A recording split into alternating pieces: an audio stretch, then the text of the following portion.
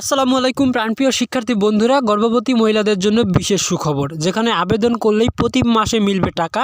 আর এই আবেদনটা কারা কারা করতে পারবে, কি কি ডকুমেন্টস লাগবে, কবে থেকে আবেদনটা শুরু, বিস্তারিত জানাবো এই ভিডিওতে। সবাইকে রিকোয়েস্ট করব সম্পূর্ণ ভিডিওটি দেখার জন্য। যে গর্ভবতী ভাতা, এটা ছিল আগে নাম, নতুন এর নাম দেওয়া হয়েছে মা ও শিশু সহায়তা কর্মসূচি।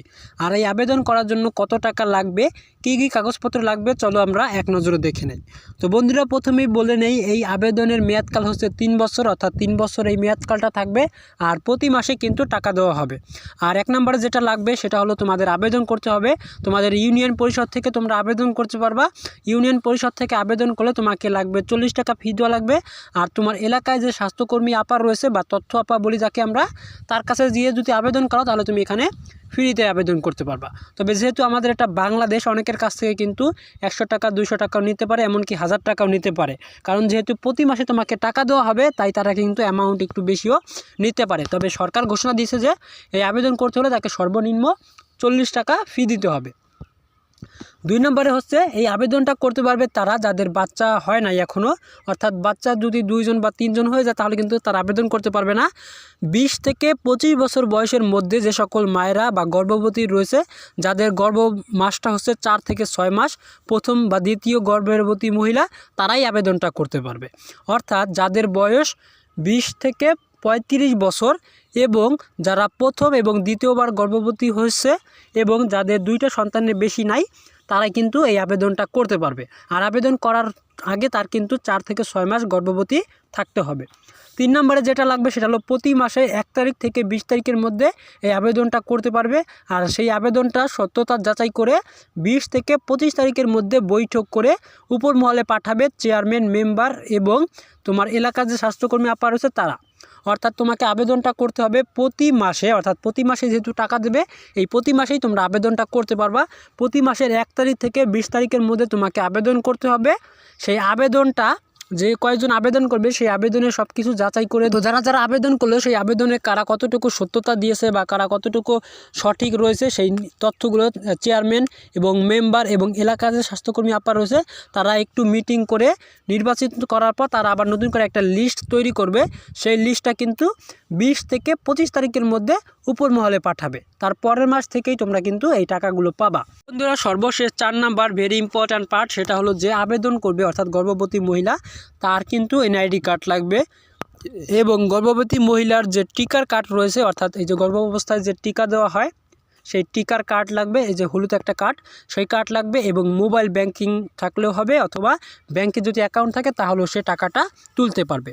আর মোবাইল ব্যাংকিং করার আগে তার কিন্তু অবশ্যই এনআইডি কার্ড দিয়ে নতুন একটা সিম কিনে তার যে এনআইডি কার্ড, সেই এনআইডি কার্ড দিয়ে রেজিস্ট্রেশন করে তারপরে মোবাইল ব্যাংকিং, সেটা বিকাশ, নগদ, রকেট খুলে তারপরে ওই নাম্বারটা দেওয়া লাগবে। তাছাড়া সে যদি ব্যাংকের মাধ্যমে টাকাটা নিতে চায় তাহলে সেটাও কিন্তু সে করতে পারবে। তো এখানে 4টা ইম্পর্ট্যান্ট পয়েন্ট, সেই 4টা ইম্পর্ট্যান্ট পয়েন্ট আমি তোমাদেরকে শর্ট করে বলতেছি। তথ্য আপার কাছে তোমরা গিয়ে যদি আবেদনটা করতে চাও তাহলে তার কাছে ফ্রিতে করতে পারবা। তবে ইউনিয়ন পরিষদ থেকে যদি আবেদন করো তাহলে তোমাদেরকে 40 টাকা ফি দিতে হবে। আর 2 নম্বরে যাদের বাচ্চা হয়ে গেছে তারা আবেদন করতে পারবা না। গর্ভবতী 4 থেকে 6 মাসের মধ্যে থাকতে হবে এবং যাদের বয়স 20 থেকে 35 বছরের মধ্যে তারাই আবেদন করতে পারবে এবং যাদের সন্তান 2 জনের বেশি তারা আবেদন করতে পারবে না।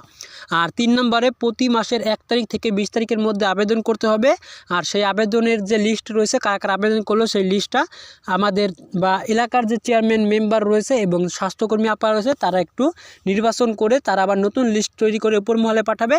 তার পরের মাস থেকেই তোমাদেরকে তোমার ফোনে বা তুমি যদি ব্যাংক অ্যাকাউন্ট দাও তাহলে সেই ব্যাংক অ্যাকাউন্টে টাকাগুলো চলে আসবে। আর আবেদন করার সময় এনআইডি কার্ড লাগবে, অর্থাৎ এনআইডি কার্ডের ফটোকপি লাগবে এবং মহিলাদের যে বিশেষ টিকা রয়েছে সেই টিকার কার্ড লাগবে, মোবাইল ব্যাংকিং লাগবে এবং সে যে গর্ভবতী সেই গর্ভবতীর যে প্রমাণস্বরূপ, অর্থাৎ হসপিটালের যে ডকুমেন্টসগুলো রয়েছে সেগুলোর ডকুমেন্টস নিয়ে তারপরে স্বাস্থ্যকর্মী আপার কাছে বা পরিষদে গিয়ে আবেদন করলেই তোমরা কিন্তু প্রতি মাসে এখানে টাকা পাবা। আর এখানে তারা কিন্তু মেয়াদকাল দিয়েছে 3 বছর, অর্থাৎ প্রতি মাসে কিন্তু তাদের ফোনে ফোনে পৌঁছে দেওয়া হবে। তো বন্ধুরা, এই ভিডিওটা বেশি বেশি শেয়ার করে তোমার এলাকার যে বন্ধুবান্ধব রয়েছে বা যারা গর্ভবতী রয়েছে তাদের কাছে পৌঁছে দিবা। তোমার পরিবার যদি কেউ না থাকে তাহলেও তোমার পরিবারের আশেপাশে যে আত্মীয় স্বজন রয়েছে বা পাড়া প্রতিবেশী রয়েছে তাদের অবশ্যই কেউ না কেউ গর্ভবতী রয়েছে, তাদেরকে একটু একটু হেল্প করবা, ভিডিওটা শেয়ার করে তাদেরকে এই তথ্যগুলো জানানোর ব্যবস্থা করে দিবা। কারণ তুমি যদি তাকে একটু সাহায্য করতে পারো তাহলে কিন্তু এই সময় তার জন্য কিন্তু বড় একটা হেল্প হবে। বন্ধুরা, আমাদের এই ভিডিওটা তোমরা কোন জেলা থেকে দেখতেছো অবশ্যই কমেন্ট সেকশনে জানাবা। ভিডিওতে যারা এখনও একটা লাইক দাও নাই অবশ্যই একটা লাইক দাও। আর আমাদের চ্যানেলে তোমরা যারা নতুন অবশ্যই শিক্ষামূলক আপডেট, পরীক্ষার আপডেট, উপবৃত্তি, তারপরে বিভিন্ন কর্মসূচির যে ভাতার কাজ রয়েছে সেই ভাতার খবরাখবর, কবে থেকে টাকাগুলো দেবে, সেই সকল আপডেট আমাদের চ্যানেল থেকে পাবা। তাই সবাইকে রিকোয়েস্ট করব, একদমই যারা আমাদের চ্যানেলে নতুন চ্যানেলটা সাবস্ক্রাইব করো, পাশে থাকা ঘন্টা বাজিয়ে নোটিফিকেশনটা অন করো, যাতে আমাদের চ্যানেল থেকে আমাদের এইরকম শিক্ষামূলক ভিডিও আমাদের চ্যানেল থেকে আপলোড করার সাথে সাথে তোমাদের টাইমলাইনে যেন সবার আগে পৌঁছে যায়। জানুয়ারির মাস তো চলতেছে, এখানে তারা ফেব্রুয়ারি মাসের 1 তারিখ থেকে আবেদনগুলো করতে পারবে। তো সবাই ভালো থাকো, সুস্থ থাকো, সবার সুস্থতা কামনা করে আমরা এখানেই বিদায় নিচ্ছি। দেখা হচ্ছে খুব তাড়াতাড়ি ইনশাআল্লাহ। খোদা হাফেজ।